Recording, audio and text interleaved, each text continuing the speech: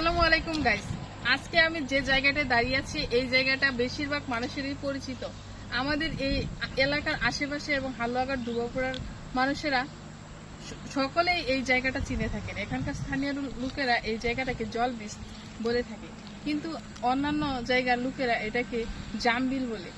আসলে মূলত এটা জামবিলি, আর আমি এই জামবিলে দাঁড়িয়ে আছি, যেখানে বর্ষাকালে বর্ষা আসার আগে বৈশাখ মাস থেকে এখানে পানির অহরহ থাকে, অথই জল থাকে, চারদিক শুধু পানি আর পানি। পানির জন্য এটার নাম বলা হয়েছিল জামবিল। আর এখানকার আমি যে জায়গাটা দাঁড়িয়ে আছি রাস্তাটা পুরোটাই আপনারা দেখেন, এখানকার পিলারগুলো সবগুলোই কিন্তু পানি দিয়ে চুবানো ছিল।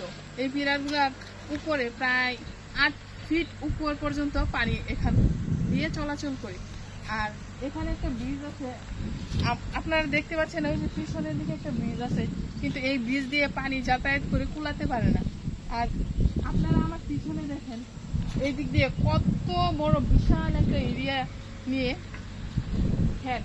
আর এই ক্ষেতগুলো কিন্তু মানুষ বাওয়া যে ফসলটা এটা করতে পারে না, কারণ হচ্ছে এখানে সব সময় পানি থাকে। তবে এইবার মনে হচ্ছে বুড়ো অনেক ভালোভাবেই হবে।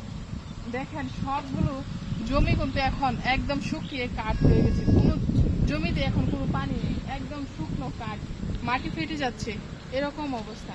কিন্তু এই জায়গাটাতে প্রতি বছর অনেক অনেক পানি থাকে, এখান দিয়ে মানুষ যাতায়াত করতেও খুবই কষ্ট হয়। আপনারা দেখতেই পাচ্ছেন কত বড় এরিয়া নিয়ে আমাদের এই জায়গাটা। আর এখান থেকে ফসল উৎপাদন করা খুবই ইজি, কারণ বুড়ো ধান খুব ভালোভাবে এখান থেকে উৎপাদন করা যায়।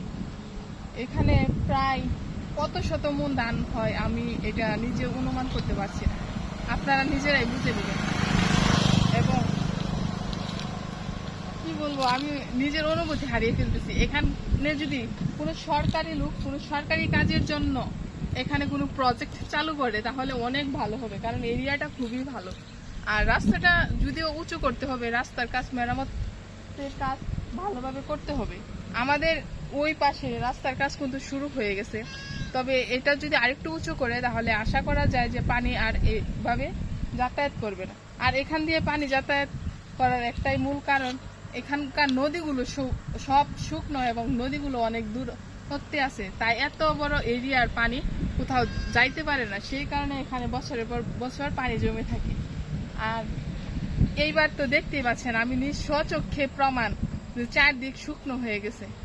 আশা করি এখান থেকে এবার অনেক অনেক ধান উৎপন্ন হবে, দেশের অর্থনীতিতে বড় একটা ভূমিকা রাখবে এখানকার কৃষকরা, এটাই আপনাদের কাছে আশা করি। আর যারা এখানকার পরিচিত আছেন আর যাদের এলাকা, যারা এই এলাকার আমার ভিডিওটা দেখবেন, তারা অবশ্যই চেষ্টা করবেন আপনারা নিজ নিজ জায়গা থেকে এখানকার থেকে ভালো ফসল উৎপন্ন করার জন্য।